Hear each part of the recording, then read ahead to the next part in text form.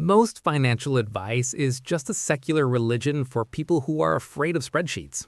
They tell you debt is a sin and paying off your house is the ultimate freedom. But here's the cold, hard truth. That peace of mind is currently costing you about $1 million in 2026. If you're in your 20s, 30s, or 40s, you are in the most critical wealth building window of your life. Every dollar you misallocate today isn't just a dollar lost. It's the death of a future dollar that could have worked for you for 30 years. We're going to stop the active wealth destruction disguised as responsibility right now. Let's look at the story of two neighbors, Dave and Jenny. It's the perfect laboratory to test these theories. Both of them earn $120,000 a year. Both live in the same neighborhood in a $500,000 house with a 5.3% mortgage. They both have exactly $2,000 of surplus cash every month after their bills are paid. Dave is what society calls a good boy. He grew up hearing that debt is a cage. Every single month, he takes that $2,000 and throws it at his mortgage principal. He wants that mortgage burning party more than anything.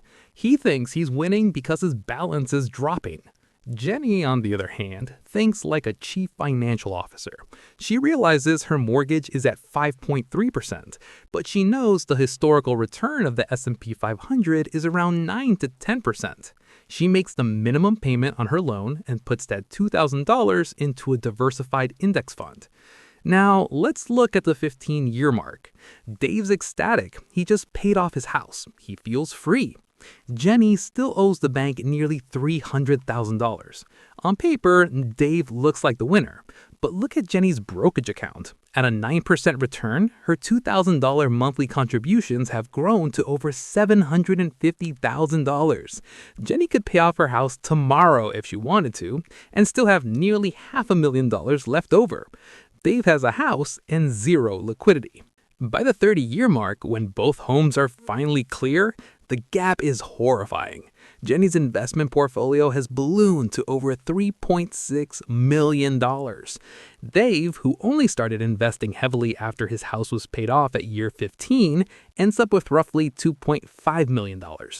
Dave paid a $1.1 million peace of mind tax.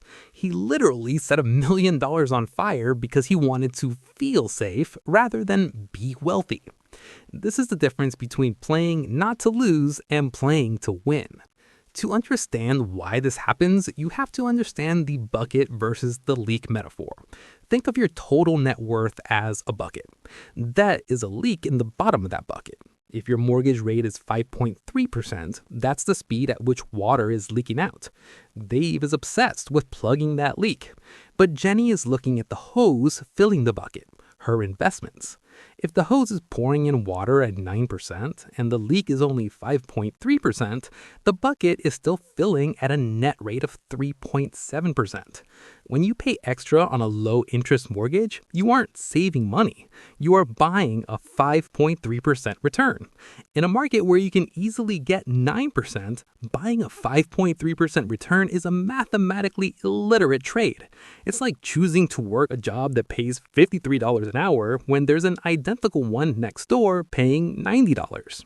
This leads us to the predator that most people ignore, the loss of doubling cycles. This is why being responsible in your 30s by paying off debt can ruin your 60s. Money grows exponentially, not linearly. Every 7 to 8 years, your money should double in the market. If you wait until age 45 to start aggressively investing because you were busy killing a 5% mortgage, you have missed 2 full doubling cycles. A single dollar invested at age 30 is worth roughly 3 times more than a dollar invested at age 45.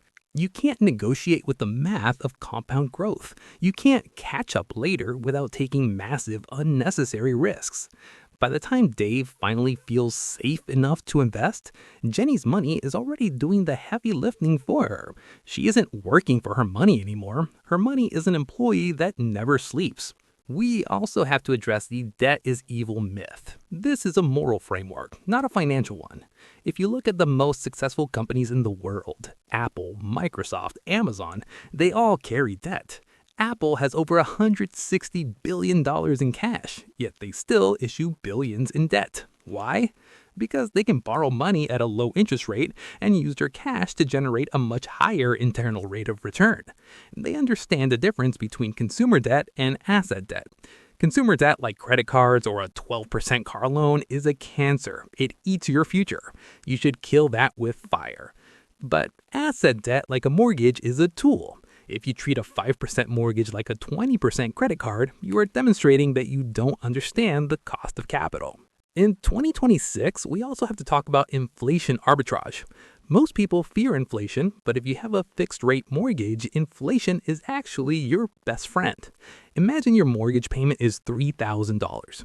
In 20 years, due to standard inflation, that $3,000 will have the purchasing power of about $1,600 does today. You are paying the bank back with cheaper dollars every year. Meanwhile, the value of your home and your stock investments are rising with inflation. You are shorting the dollar and winning on both ends of the trade. If you pay extra on a low-interest mortgage, you aren't saving money. You are buying a 5.3% return. In a market where you can easily get 9%, buying a 5.3% return is a mathematically literate trade. It's like choosing to work a job that pays $53 an hour when there's an identical one next door paying $90. Then there's the liquidity trap. This is the most dangerous part of Dave's strategy. Dave's wealth is locked in the kitchen. If the economy shifts and Dave loses his job, he can't go to the bank and ask for a withdrawal $50,000 from his equity to pay for groceries. The bank will say no because he has no income. He is house rich and cash poor. He has no flexibility. Jenny, however, is liquid. She has a massive brokerage account. If she sees a once-in-a-lifetime investment opportunity, or if she loses her job, she has opportunity insurance. Liquidity is the true peace of mind. Real safety isn't having a zero balance on a statement. Real safety is having a pile of cash that gives you the power to say no to any situation you don't like. I know what your parents told you. I know what the old school gurus say.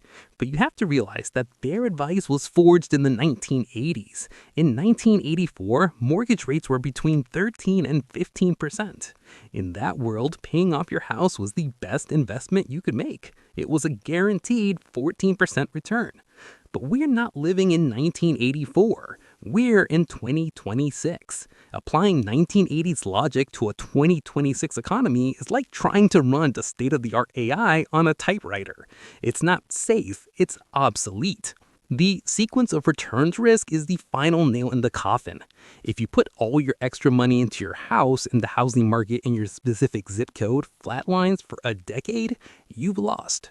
But if you diversify into the global economy through the stock market, you're not betting on one house on one street. You're betting on human ingenuity and global growth. If you want to stop being broke, you have to stop acting on vibes and start acting on math.